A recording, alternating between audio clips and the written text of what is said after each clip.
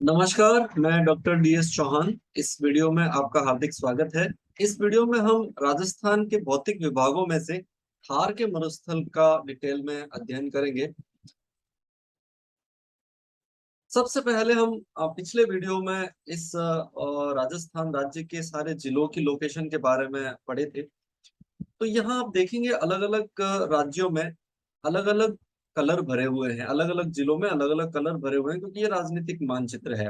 और यहाँ मानचित्रकार किसी भी जिले में कोई भी कलर भरने को स्वतंत्र है। लेकिन जब हम किसी क्षेत्र का फिजिकल मैप देखते हैं, भौतिक मानचित्र देखते हैं, तो वहां मानचित्रकार अपनी मर्जी से कलर भरने के लिए स्वतंत्र नहीं होता है।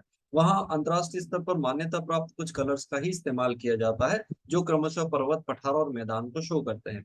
अब यहाँ आप ध्यान से देखेंगे, ये जो ग्रीन कलर जहाँ भरा हुआ है, उसका मतलब ये है कि ये क्षेत्र 0 से 300 मीटर तक की हाइट के ही है, और ऐसे क्षेत्रों को मैदानों में रखा जाता है सामान्यतः।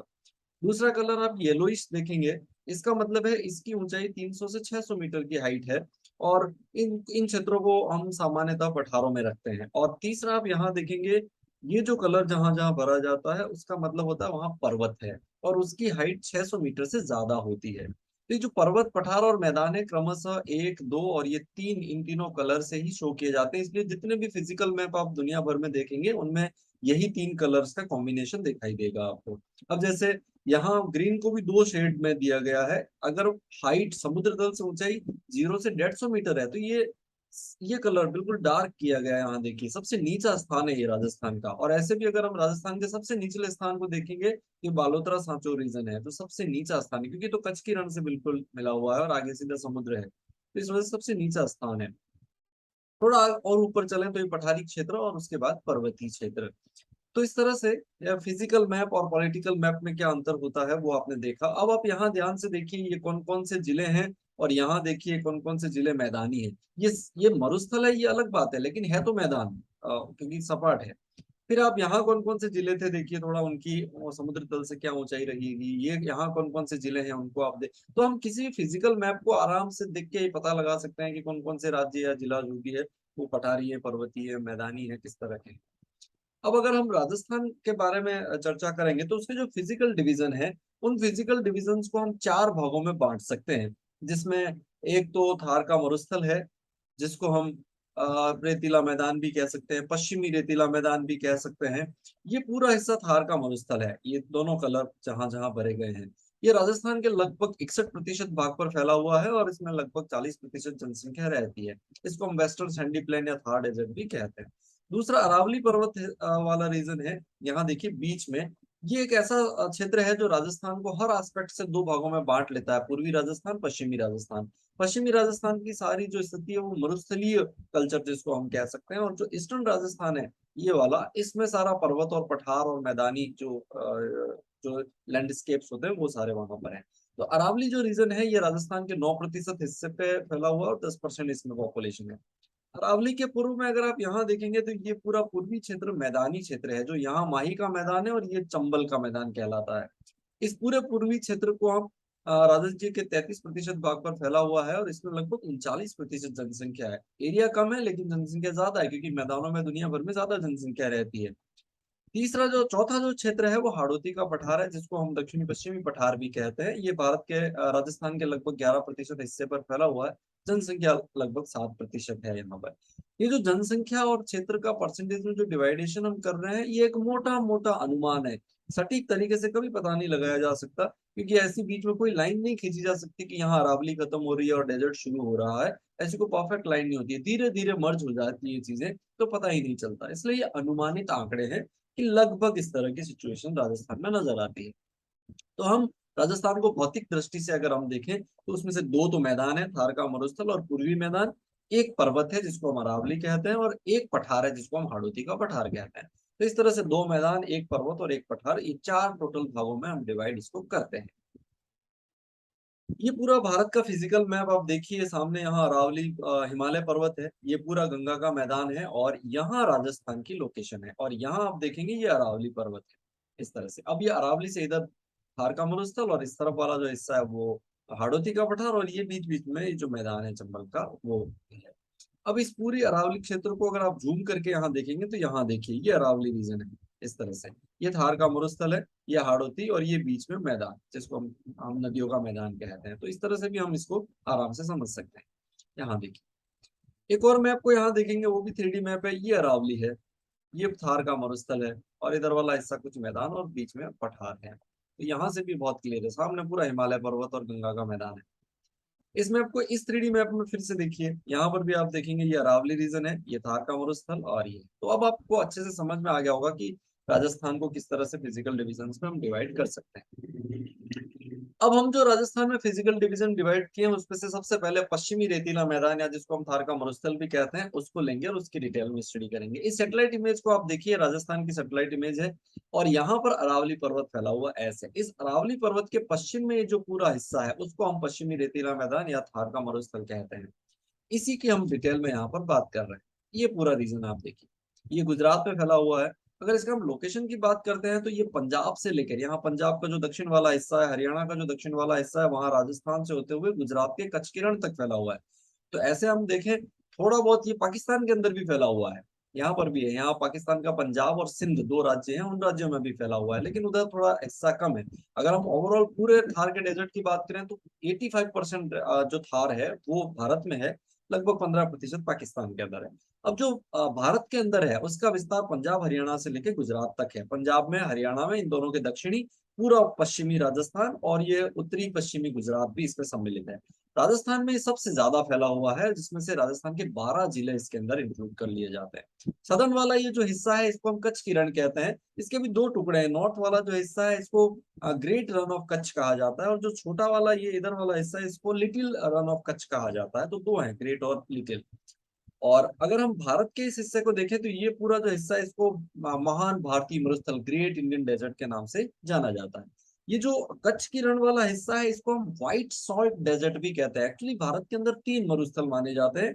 एक मरुस्थल तो ये थार का मरुस्थल है जो गर्म और रेतीला है। दूसरा ये रन ऑफ कच्छ जिसको हम व्हाइट साल्ट डेजर्ट भी कहते हैं, क्योंकि यहाँ नमक की परत है, इसको भी कहा जाता है।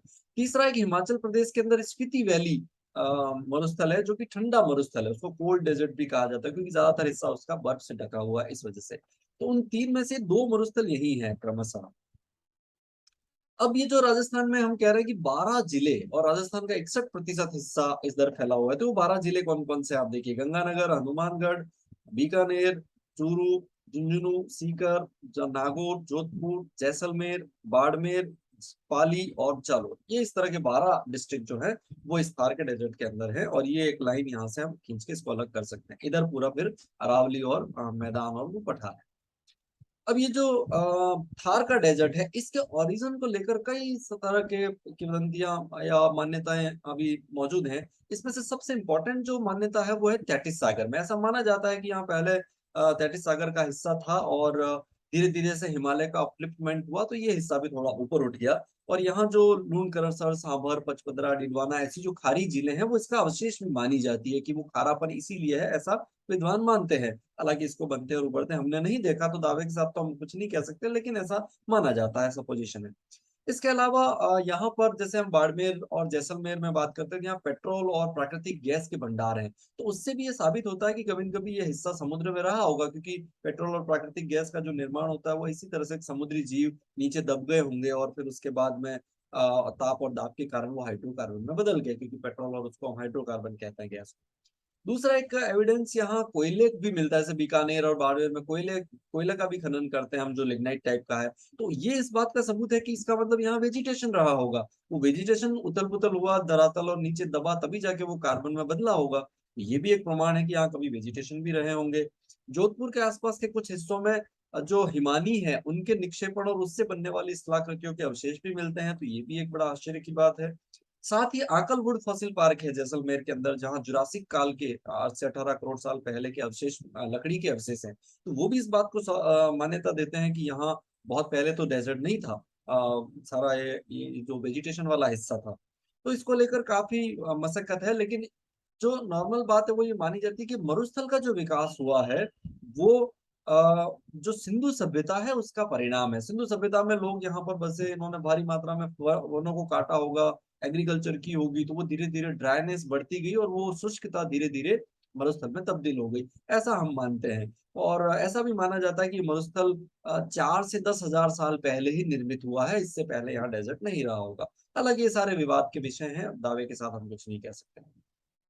पूरे भारत में मरुस्थलीय क्षेत्रों के विकास के लिए अलग अलग जोन बनाए गए हैं, जिसमें से 142 जोन भारत के अंदर है और उनमें से 85 राजस्थान के अंदर है, जो सबसे ज्यादा है। इस मरुस्थल को हम विश्व का सबसे धनी मरुस्थल कहते हैं। उसका कारण ये है कि यहाँ जैव विविधता बहुत ज्यादा है, जो दुनिया के किसी भी डेजर्ट से सबसे ज्यादा देखने को मिलती है। जैसे हम उदाहरण के लिए 100 से ज्यादा पॉपुलेशन डेंसिटी है, बाकी दुनिया के ऐसे मरुस्थल है जहाँ कोई है ही नहीं, और डेंसिटी 2 या 3 व्यक्ति प्रति स्क्वायर किलोमीटर ही मिलता है, जबकि यहाँ 100 से ज्यादा प्रति स्क्वायर किलोमीटर व्यक्तियों का घनत्व है। वेजिटेशन दुनिया के किसी भी मरुस्थल से सबसे ज्यादा यहाँ वेजिटेशन देखने को मिलती है। वाइल्ड लाइफ भी दुनिया के किसी भी डेजर्ट से सबसे ज्यादा है। अंडरग्राउंड वाटर भी यहाँ बहुत मिलता है, जिसकी आगे हम बात भी करेंगे। दुनिया में सबसे ज्यादा किसी मरुस्थल के अंदर कैनाल नहरों का विकास हुआ है तो वो भी यहीं पर हुआ है। एग्रीकल्चर दुनिया में सबसे ज्यादा एग्रीकल्चर किसी मरुस्थल में होती है तो वो इसी क्षेत्र के अंदर होती है। मिनरल डाइवर्सिटी की बात है, खनिजों की विविधता, मतलब विविध प्रकार के खनिज सबसे ज्यादा इसी डेजर्ट में पाए जाते हैं। और लाइव स्टॉक डेंसिटी भी, यानी कि पशु घनत्व भी 100 पशु प्रति व्यक्ति प्रति स्क्वायर किलोमीटर से ज्यादा यहाँ डेंसिटी है, जो किसी डेजर्ट में आपको देखने को नहीं मिलेगी। और यहाँ तो लोगों का जीवन यापन का सबसे मुख्य साधन ही पशु है, पशुधन पर आधारित इकोनॉमी कहते हैं हम इसको। बारिश कभी कभी यहाँ 50 से 10 सेंटीमीटर के बीच में बारिश होती है, लेकिन कभी कभी बहुत ज्यादा भी हो जाती है, बाढ़ भी आ जाती है। पिछले साल भी आप देख सकते हो, 2006 में कवास की बाढ़ भी आप देख सकते हो। ऐसे बहुत सारे एविडेंस मिलते हैं जिसमें यहाँ बाढ़ के हालात भी रहते हैं। मरुस्थल में बाढ़ तो ये तो बड़ी अलग ही बात है। और साथ ही सबसे ज्यादा ट्रांसपोर्टेशन के साधनों का डेवलपमेंट भी हुआ है। तो इन सारी चीजों को अगर हम देखें तो ये दुनिया का सबसे धनी मरुस्थल कहलाता है, richest desert of the world. अब ये था कि जो मरुस्थल है इसको हम पुनः दो भागों में बांट सकते हैं, रेतीला शुष्क मैदान और राजस्थान बांगड़ क्षेत्र या अर्ध शुष्क मैदान। अब जो शुष्क रेतीला मैदान है वो ये वाला जो हिस्सा है, इसको हम शुष्क रेतीला मैदान कहते हैं, और ये अर्ध शुष्क क्षेत्र या बांगड़ क्षेत्र कहलाता है। शुष्क और अर्ध शुष्क का जो डिवीजन है वो इस तरह से किया जाता है कि अगर एनुअल बारिश 0 से 25 सेंटीमीटर तक होती है तो उस हिस्से को शुष्क क्षेत्र कहा जाता है, और ये वाला है। और अगर 25 से 50 सेंटीमीटर के बीच में बारिश हो रही है, वर्षा होती है एनुअल, तो उसको अर्ध शुष्क क्षेत्र कहते हैं, और राजस्थान का ये क्षेत्र उसमें सम्मिलित किया जाता है। तो इस तरह से राजस्थान का जो मरुस्थल है वो दो भागों में बांट दिया जाता है, शुष्क और अर्ध शुष्क क्षेत्र। अभी जो शुष्क क्षेत्र है वो भी दो भागों में डिवाइड कर दिया जाता है, बालू का स्तूप युक्त मरुस्थलीय क्षेत्र और बालू का स्तूप मुक्त या रहित प्रदेश। तो ये जो रीजन है शुष्क का, उसमें ये वाला जो रीजन है इसको हम कहते हैं ग्रेट इंडियन डेजर्ट। यहाँ रेत के टीले पाए जाते हैं ज्यादातर, और रेतीला धरातल है। ये वाला जो जहाँ जैसलमेर, जोधपुर और बाड़मेर मिलते हैं, वो बीच बीच वाला कुछ हिस्सा ऐसा है जहाँ पर रेत नहीं है, कंकड़ पत्थर है। तो इसको, यहाँ कंकड़ पत्थर है तो फिर बालू का स्तूप नहीं हो सकते, इसलिए इसको बालू का स्तूप मुक्त प्रदेश कहा जाता है। इसी तरह से अगर हम राजस्थान जो अर्धशुष्क क्षेत्र है उसको चार भागों में बांटते हैं। उत्तर वाला हिस्सा गग्गर का मैदान कहलाता है, ये हिस्सा शेखावाटी रीजन, ये हिस्सा नागौर उच्च भूमि कहलाती है क्योंकि पठारी क्षेत्र है, और ये वाला जो हिस्सा है इसको हम लूनी बेसिन कहते हैं। तो इस तरह से चार भागों में इसको डिवाइड कर दिया जाता है। हम एक एक को लेकर थोड़ा डिटेल में समझ लेते हैं। पहले हम रेतीले शुष्क मैदान की बात करेंगे। रेतीला शुष्क मैदान दो तरह का था, अभी मैंने आपको कहा। और यहाँ पर देखिए, जो जो रेतीला मैदान है वहां पर इस तरह की रेत पाई जाती है दूर दूर तक, पूरा ऐसा लगता है जैसे रेत का समुद्र हो दूर दूर तक। ये जो इमेज है वो जैसलमेर में सम जो एक जगह टूरिस्ट प्लेस है वहां की है। यहाँ दूर दूर तक आपको रेत दिखाई देगी। और जो बालू का स्तूप मुक्त क्षेत्र होता है वहां रेत नहीं होती, कंकड़ पत्थर होती है, तो यहाँ बालू का स्तूप नहीं बन पाते हैं, तो इसलिए इसको इस प्रदेश के नाम से जाना जाता है।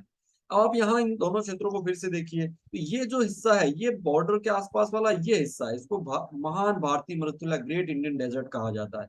और ये बालू का स्तूप मुक्त क्षेत्र है वो ये यहाँ पर है, इस तरह की तस्वीर वहां पे दिखाई देती है। इस ग्रेट इंडियन डेजर्ट और ये जो अरावली है इसके बीच में ये वाला जो हिस्सा है इसको लिटिल डेजर्ट भी कहते हैं, छोटा मरुस्थल भी कहा जाता है। और ये ग्रेट डेजर्ट बिल्कुल बॉर्डर के आसपास वाला बीकानेर, बाड़मेर और जैसलमेर, इन तीनों जिलों में। ये जो रेतीला क्षेत्र है जिसकी हम यहाँ बात कर रहे हैं, बालू का स्तूप युक्त क्षेत्र है, इसमें बालू का स्तूप पाए जाते हैं, और ये बालू का स्तूप सैंड ड्यून्स कहलाते हैं, रेत के टीले कहते हैं। और ऐसे टीले जो पवन के साथ अपना स्थान बदलते रहते हैं। जैसे मान लेते हैं ये रेत पड़ी हुई है और इस पे हवा तेज गति से चलती है तो ये रेत उड़ उड़ के आगे की तरफ शिफ्ट होती जाती है, तो उसको हम कहते हैं रेत के टीले शिफ्ट हो रहे हैं, और हम उनको बालू का स्तूप कहते हैं। ये बालू का स्तूप वैसे तो कई प्रकार के होते हैं, लेकिन दो तीन जो बहुत खास इंपॉर्टेंट है मैं उनकी थोड़ी डिटेल में यहाँ पर बात कर रहा हूँ। एक बालू का स्तूप होता है अनुदैर्ध्य या पवनानुवर्ती या रेखीय बालू का स्तूप भी कहते हैं इनको, लॉन्गिट्यूडनल या लीनियर सैंड ड्यून्स कहते हैं। ऐसे जो बालू का स्तूप है वो हवा के समानांतर बनते हैं, मान लो हवा ऐसे चल रही है उसके पैरेलल बन जाते हैं। जैसे हम यहाँ विंड डायरेक्शन है, विंड ऐसे चलती है, उनके पैरेलल पैरेलल बन गए हैं, देखिए। तो ऐसे को हम लॉन्गिट्यूडनल सैंड ड्यून्स कहते हैं।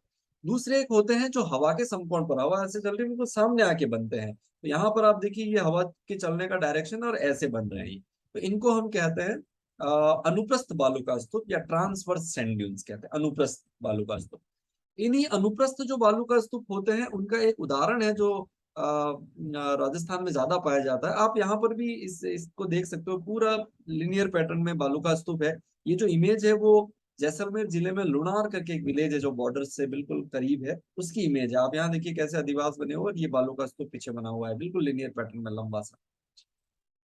ये जो अनुप्रस्थ बालू का स्तूप है, उन अनुप्रस्थ बालू का स्तूप का एक उदाहरण है ये बरखान। ये भी बालू का स्तूप का एक प्रकार है, इसको आप बरखान भी कहते हैं, बरछान भी कहा जाता है। अर्धचंद्राकार बालू का स्तूप या चापाकार, जैसे चाप काटा हुआ चापाकार बालू का स्तूप भी इनको कहते हैं। ये अलग अलग सारे नाम हैं। तो अर्धचंद्राकार इसलिए कि ये आधे चांद जैसा दिखाई देता है। अब इसमें क्या होता है, इधर से हवा चलती है, पवन का जो मूवमेंट है वो इस तरह से रहता है, तो यहाँ से हवा, फिर यहाँ जो रेत है वो सीधी नीचे गिरती है, इसलिए इसको सैंड एवालांच भी कहा जाता है, यहाँ सीधी नीचे आ जाती है इस तरह से। और आकृति देखने में चांद जैसी होती है या चाप जैसी होती है। ऐसे जो बालू का स्तूप होते हैं उनको हम बरखान के नाम से, बरछान के नाम से जानते हैं। इनकी एक इमेज यहाँ भी आप देख सकते हैं, देखिए बिल्कुल अर्धचंद्राकार जैसा बना हुआ है। और भी कई तरह के बालू का स्तूप होते हैं, मान लो हवाई बहुत सारे डायरेक्शन से चलती है तो स्टार सैंड बन जाते हैं। बरखान अभी हमने बात की थी, ये पैराबोलिक होते हैं, इनके ऊपर ही थोड़े स्थिर हो जाते हैं और इनके सामने जो विंड होती है वहां से गड्ढा बन जाता है और फिर आगे की तरफ ये बालू का स्तूप बनते हैं, उसके आसपास पेड़ पौधे भी उग जाते हैं। डोम शेप में होते हैं तो उनको डोम सैंड भी कहा जाता है। ट्रांसवर्स हमने अभी बात की इस तरह के। इस इमेज में भी आप देख सकते हो जैसे बरखान ये इस तरह से बनता है, हवा इस तरह से चलती है, यहाँ ये इमेज देख सकते हो। इस तरह के जो बालू का स्तूप बन के उनको सीफ भी कहा जाता है, सीफ। और ये स्टार, बहुत सारी दिशाओं से हवा चलती है तो इस तरह की आकृति बन जाती है। अब हम दूसरे वाले हिस्से की बात करेंगे, राजस्थान बांगड़ या सेमी एरिड रीजन। जैसा कि मैंने कहा सेमी एरिड 25 से 50 सेंटीमीटर वाला हिस्सा होता है, तो वो ये क्षेत्र है पूरा जिसमें 25 से 50 सेंटीमीटर बारिश होती है। इसको फिर हम चार भागों में बांट लेते हैं। सबसे पहले गग्गर का मैदान, जिसको हम थली भी कहते हैं, ये गंगानगर और हनुमानगढ़ जिले में गग्गर नदी के बाढ़ का मैदान है। दूसरा जो रीजन इसमें है वो शेखावाटी रीजन कहलाता है, ये वाला क्षेत्र, इसमें चूरू झुंझुनू सीकर आते हैं। यहाँ कम ऊंचाई वाले बालू का स्तूप मिलते हैं कहीं कहीं, और मैदानी क्षेत्र है। यहाँ कुछ छोटी छोटी अंतर प्रवाही नदियां भी चलती है जो जमीन में अपने आप भूमिगत हो जाती है, जिसमें हम कुछ नाम अगर लेना चाहें तो रूपनगढ़ है, मेढा है, कांतली है, इस तरह की नदियां। तीसरा जो क्षेत्र है वो नागौर उच्च भूमि कहलाता है, थोड़ा सा ऊंचा उठा हुआ हिस्सा है जो लूनी बेसिन के उत्तर में और शेखावाटी के बीच में स्थित है। 300 से 500 मीटर की हाइट इसकी रहती है और उबड़ खाबड़ है थोड़ा, और रेतीला है। चौथा जो रीजन है उसको हम लूनी बेसिन कहते हैं, जहाँ लूनी नदी ने अपना पूरा ड्रेनेज सिस्टम बनाया है। इसको गोडवाड़ प्रदेश भी कहा जाता है। तो लूनी बेसिन या गोडवाड़ प्रदेश, ये दक्षिणी पूर्वी जोधपुर, पाली, जालोर, सिरोही, यहाँ कहीं कहीं एकाकी एकाकी पहाड़ियां होती हैं दूर दूर छोटी छोटी। और इसका जो पश्चिम वाला हिस्सा है वहाँ सैंड ड्यून्स भी पाए जाते हैं, और ये पूरा हिस्से में लवणता बहुत ज्यादा है, यहाँ सैलिनिटी बहुत ज्यादा देखने को मिलती है। तो इस तरह से इसके ये चार टुकड़े होते हैं। अब हम थार के डेजर्ट से जुड़े हुए कुछ छोटे छोटे टर्म्स हैं जो यहाँ बहुत प्रचलन में है, और उनका मतलब और उनका अर्थ समझ लेते हैं। जिसमें से एक शब्द है प्लाया, जिसको लोकल भाषा में सर, रण या ढांड कहा जाता है। जैसलमेर में विशेष तौर पर ढांड कहते हैं।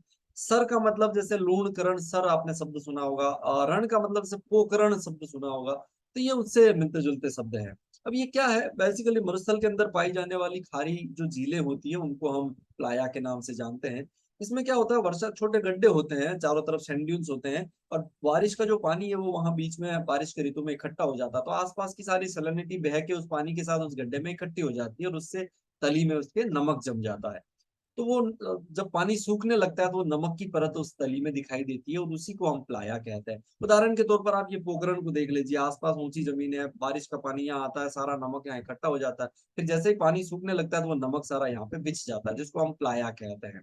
इसके कई सारे उदाहरण आपको देखने को मिल सकते हैं, जैसे जैसलमेर के अंदर पोखरण, और ये प्लाया सबसे ज्यादा जैसलमेर में ही पाई जाती है। और पोखरण उसका उदाहरण है, लवा है, बमरसर भी है, जोधपुर के अंदर बाप इसका उदाहरण है, चूरू में ताल छापर, बाड़मेर में थोप। ये कुछ एग्जाम्पल हैं, और भी बहुत सारे यहाँ पर मौजूद है इस तरह के जो स्ट्रक्चर है। इसको आप इस इमेज से भी समझ सकते हो कि कुछ इस तरह का होता है कि सारा पानी यहाँ इकट्ठा हो गया, पानी नमकीन है, जैसे ही पानी सूखेगा तो ऐसी नमक की परत वहां जम जाती है, जिसको हम प्लाया। एक शब्द है टाका। बेसिकली वेस्टर्न राजस्थान में बारिश बहुत कम दिनों तक होती है और पानी की बड़ी किल्लत रहती है, तो बहुत सदियों पुराना एक प्रचलन यहाँ पर चलता है।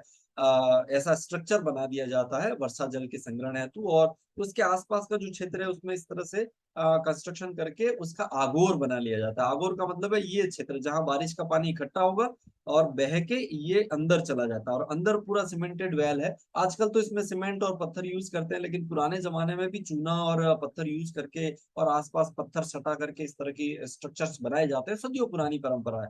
तो ये बारिश का पानी यहाँ से होते हुए अंदर चला जाता है, और फिर जब भी प्यास लगती है, जो भी पानी का यूज करना है, हम यहाँ ऊपर से उस पानी को निकाल सकते हैं। इस स्ट्रक्चर को टांका कहते हैं। इसका निर्माण घरों के आसपास, घर के अंदर और सार्वजनिक सार्वजनिक जगहों पर भी किया जा सकता है। जैसे ये जो टाका है वो एक खेत के अंदर बना हुआ है, आप यहाँ पर देख सकते हैं, और इस तरह से आप जंगल में भी बना सकते हैं। तो आसपास का जो बारिश का पानी है वो पहले यहाँ आएगा, रेत नीचे यहाँ जम जाती है इस नाली में, और फिर पानी यहाँ से अंदर चला जाता है, और उस पानी को फिर वापस निकाल सकते हैं। तो ऐसा स्ट्रक्चर है जिसको हम टाका के नाम से जानते हैं। एक शब्द राजस्थान में मूलतः शेखावाटी से जुड़ा हुआ है, जिसको जोहड़ कहते हैं। बेसिकली वर्षा का जो जल है वो जमीन पे गिरता है और बह के नदियों के माध्यम से समुद्रों में चला जाता है। तो उस पानी को छोटे छोटे गड्ढे बनाकर रोका जाए, ताकि वो पानी जमीन के अंदर चला जाए और वाटर टेबल ऊपर आ जाए। इस कंसेप्ट को लेकर ये जोहड़ बनाए जाते हैं, और ऐसे शेखावाटी के अंदर और उत्तरी राजस्थान में बहुत देखने को मिलते हैं। ये जो व्यक्ति आप देख रहे हैं, इनका नाम मिस्टर राजेंद्र सिंह जी हैं, अलवर के रहने वाले हैं, राजस्थान के। इन्होंने 1975 में एक एनजीओ बनाया था जिसका नाम है टीबीएस, तरुण भारत संघ, उस एनजीओ का नाम है। 1985 से लेकर अब तक इन्होंने उत्तरी राजस्थान, जिसमें अलवर से लेकर शेखावाटी वाला जो रीजन है उसमें 1000 गांवों में 8600 जोहड़ डेवलप किए हैं। और ऐसा करके इन्होंने सारा पानी यहाँ पर रोका, जिससे इस पूरे क्षेत्र का वाटर टेबल अप हो गया। और इसमें कुछ रूपारेल, अरवारी, सरसा, भगानी, जहाज वाली ऐसी जो नदियां थी जो सूख गई थी, लेकिन अब इनके इस काम की वजह से इन नदियों में हमेशा पानी रहता है, तो वाटर टेबल ऊपर आ गया। तो ये जोहड़ की सहायता से इन्होंने किया है। इनको इस काम के लिए 2000 के अंदर रेमन मैग्सेसे अवार्ड भी दिया गया है, जिसको हम एशिया का नोबेल पुरस्कार भी कहते हैं। एक और शब्द है इस तरह का, खड़ी। ये जैसलमेर में जो पालीवाल ब्राह्मण है उनके द्वारा विकसित की गई एक मौलिक पारंपरिक वर्षा जल संचयन की विधि है, जिसमें ये इस विधि के माध्यम से ये गेहूं पैदा करते हैं सदियों पहले ही राजस्थान से। अब कौन कौन सोच सकता है वेस्टर्न राजस्थान जो रेतीला है उसमें गेहूं पैदा हो सकते हैं, वो भी बिना सिंचाई के। तो उसके लिए ये स्ट्रक्चर जो है वो जिम्मेदार है। तो बेसिकली क्या किया जाता है कि आसपास का जो क्षेत्र है थोड़ा सा ढाल देखकर, यहाँ सामने आप देखेंगे एक पाल बना दी गई है, जिसको हम वॉल कहते हैं, दीवार कहते हैं। ये दीवार बनाकर बारिश का जो छोटा मोटा पानी यहाँ पर थोड़ा बहुत आता है, उस पानी को यहाँ रोक लिया जाता है, फिर इस पानी को भरा रहने देते हैं। बेसिकली ये जो जैसलमेर वाला और डेजर्ट का जो नीचे का रॉक स्ट्रक्चर है वो बड़ा मजबूत है, जिप्सम और ग्रेनाइट की लेयर्स हैं, तो वो पानी बहुत जल्दी से नीचे रिसता नहीं है। तो ऐसे में ये पानी यहाँ भरा रहता है। अब जब बारिश खत्म होने वाली होती है तो ये पानी धीरे धीरे सूखता जाता है और अंडरग्राउंड नीचे चला जाता है, जिससे वाटर टेबल अप हो जाती है, और नीचे वो एक्वीफर में सारी नमी जो है वो भरी रहती है। तो ऐसे में फिर जब सर्दियां शुरू होने वाली होती है तो इस खेत के अंदर हल चला के इसमें गेहूं बो दिया जाता है, और नीचे की वो नमी से वो गेहूं पैदा हो जाता है बिना सिंचाई के। तो ऐसा जो स्ट्रक्चर है वो खड़ीन कहलाता है, और ये जैसलमेर में बहुत पॉपुलर है सदियों से ही, ट्रेडिशनल वे में ही, तो इसको हम खड़ीन कहते हैं। इसको इस रेखा चित्र से आप समझेंगे तो यहाँ पाल बनाई गई है, ये पानी सारा यहाँ इकट्ठा हो जाता है, और इकट्ठा होने के बाद सूखने का वेट करते हैं, फिर जैसे ही सूखता है तो वो उसमें खेत में हल चला के उसमें गेहूं बो दिया जाता है, और इसके नीचे एक कुआं भी बना दिया जाता है, ताकि ये पानी जैसे सूखता है तो वो सारा पानी वहां फिर इकट्ठा हो जाता है, और उस पानी का फिर इस्तेमाल भी कर लेते हैं लोग। तो इस तरह से पानी को बचाने की जो टेक्निक्स है बड़ी यूनिक सी। एक शब्द है यहाँ लाठी सीरीज। बेसिकली जैसलमेर के अंदर ये जो रामगढ़ जगह है, यहाँ से लेके पोखरण तक लगभग 60 किलोमीटर का विस्तार लिए हुए एक मीठे पानी की भूगर्भिक जल पट्टी है। तो वहां बेसिकली पूरे हम राजस्थान, इस वेस्टर्न राजस्थान में कहीं पर भी कुएं और बोरवेल हम खोदते हैं तो खारा आता है पानी, सलाइन वाटर होता है, जिसको ये वेस्टर्न राजस्थान के लोग तेलिया पानी भी कहते हैं। तो उसमें सैलिनिटी बहुत ज्यादा है, लेकिन वह पर्टिकुलर ये एक जो बेल्ट है जो जिसका विस्तार 60 किलोमीटर के आसपास है, इस पूरे बेल्ट के अंदर मीठा पानी है, और उसका सेंटर पॉइंट लाठी है, तो उसको हम लाठी सीरीज के नाम से जानते हैं। तो यहाँ 60 और 70 के दशक में सरकार को जब इसके बारे में पता चला तो बहुत सारे बड़े बड़े बोरवेल्स लगाए, नलकूप कहते हैं जिनको हम, तो उनसे लाखों लीटर पानी रोजाना बाहर आता है। उनमें से ये चांदन एक जगह है यहाँ लाठी के जिस पास में, चांदन, तो उस चांदन का जो नलकूप है उसको हम थार का गड़ा, पोर्ट ऑफ थार भी कहते हैं, थार का गड़ा चांदन नलकूप के नाम से बड़ा मशहूर है वहां पर। और इस पूरे रीजन के ऊपर वाले हिस्से में हम देखें तो सेवण घास पाई जाती है, और ये घास वहाँ बहुत ही पौष्टिक घास है। आप अगर इमेज में देखना चाहो तो इस तरह की घास वहाँ मिलती है, और काफी पौष्टिक घास है पशुओं को खिलाने के हिसाब से। तो ये जैसलमेर के अंदर ये घास भी बड़ी पॉपुलर है। साथ ही ये पानी कहाँ से आता होगा, इसके पीछे किंवदंतियां है वैदिक सरस्वती, क्योंकि वो नदी अब भी ऐसा माना जाता है कि नीचे से बह रही है, और इसकी पुष्टि तो हालांकि नासा ने भी की है कि वो नीचे से रिवर अभी भी बह रही होगी। तो उसका बेड है, उस रिवर का बेड है जहाँ ऊपर इस तरह की घास मिलती है, तो उसको हम लाठी सीरीज कहते हैं जैसलमेर। एक शब्द यहाँ पर है कुबड़ पट्टी या बाका पट्टी, हंस बेल्ट भी हम इसको कह सकते हैं, या केवल बाका पट्टी के नाम से भी ये बहुत है। ये बेसिकली नागौर और अजमेर जिलों में एक बहुत ज्यादा फ्लोराइड वाला हिस्सा है, जिसमें भूमिगत जल के अंदर फ्लोराइड की मात्रा बहुत ज्यादा पाई जाती है, और इसका सबसे बड़ा सेंटर मकराना है। यहाँ बहुत प्रॉब्लम है फ्लोराइड की नागौर के अंदर। तो इस तरह का फ्लोराइड वाला पानी पीने पर दांत और हड्डियों संबंधी बीमारियां हो जाती है। जो रीढ़ की हड्डी है वहां से इंसान की रीढ़ की हड्डी में इस तरह की बीमारी, और थोड़ा सा वो ऊपर उठ जाता है हिस्सा, पशु में भी ये देखने को मिलता है। तो इस तरह की बीमारी के लिए वो कुबड़ा शब्द इस्तेमाल करते हैं, तो इसलिए कुबड़ पट्टी, या आदमी बाका हो जाता है, टेढ़ा हो जाता है, तो बाका पट्टी ये सभी इसको कहा जाता है। एक सम गांव है, इसको कहा जाता है कि ये पूर्णतः वनस्पति रहित क्षेत्र है, और आप इस इमेज में देख भी सकते हैं सम है। यहाँ पर टूरिस्ट बहुत ज्यादा आते हैं, इसलिए सारे ये यहाँ कई सारी होटलें और जो टेंट है उसको लगाकर यहाँ लोग बिजनेस करते हैं, रिसोर्ट बना लेते हैं। तो ये पूरा रेत का समुद्र है, आप दूर दूर तक आप खुद भी देखेंगे तो आपको कोई वेजिटेशन नजर नहीं आता है। ये जैसलमेर से भी लगभग और बॉर्डर की तरफ 40 किलोमीटर चलना पड़ता, तब जाके ये सम जो आता है, और वहीं पर ये रेत के टीले इस तरह के दिखाई देते हैं। ये जो रेत के टीले होते हैं, इस तरह की जो रेत होती है, जिसको हम रेत का समुद्र भी कह सकते हैं, इसको सी सैंड भी कह सकते हैं। इसके लिए एक शब्द इस्तेमाल किया जाता है अर्ग, जो सैंडी डेजर्ट होता है, इस तरह के डेजर्ट को सैंडी डेजर्ट कहते हैं। कहीं कहीं पर इस तरह की रेत नहीं होकर के पत्थर होते हैं, कंकड़ पत्थर होते हैं, और उसमें रेत मिक्स होती है, तो ऐसे जो डेजर्ट होते हैं उनको रेग कहा जाता है, स्टोनी डेजर्ट कहते हैं। कहीं कहीं पर बहुत ज्यादा पत्थर होते हैं और रेत की मात्रा बहुत कम होती है, और ये थोड़े ऊंचे होते हैं, हाइट पर होते हैं, इनको पठारी डेजर्ट भी कहते हैं। इनके लिए एक शब्द इस्तेमाल करते हैं हमादा। लेकिन एक बात ये ध्यान रखना, चाहे हम अर्ग, रेग और हमादा की बात करें, राजस्थान का इन शब्दों से कोई लेना देना नहीं है। राजस्थान में यहाँ इन शब्दों से कोई नहीं पहचानता इनको, ये सारे शब्द सहारा डेजर्ट के हैं, तो वो वहां के वर्ड है। कुछ किताबों में ऐसा लिख दिया गया है कि इनको यहाँ राजस्थान में भी रेग कहते हैं, हमादा कहते हैं, तो राजस्थान में इनको हमादा, रेग या अर्ग नहीं कहा जाता, ये सहारा में कहा जाता है। यहाँ लोकल टर्म ही इस्तेमाल करते हैं। कभी कभी आपने रेत के ऊपर इस तरह के पवन के द्वारा बने हुए लहरदार चिन्ह देखे होंगे, उन चिन्हों को हम उर्मी उर्मी चिन्ह या रिपल मार्क कहते हैं। उर्मी चिन्ह के नाम से ये जाने जाते हैं, लहरदार जो चिन्ह बनते हैं हवा से। एक और शब्द यहाँ बड़ा पॉपुलर है, यानी कि गांव है, आकल गांव जिसको हम कहते हैं, और इस आकल जैसलमेर के अंदर ही ये स्थित है। इस आकल गांव में जुरासिक काल के, मतलब आज से लगभग 18 करोड़ साल पहले का जो समय था उसको हम जुरासिक काल कहते हैं।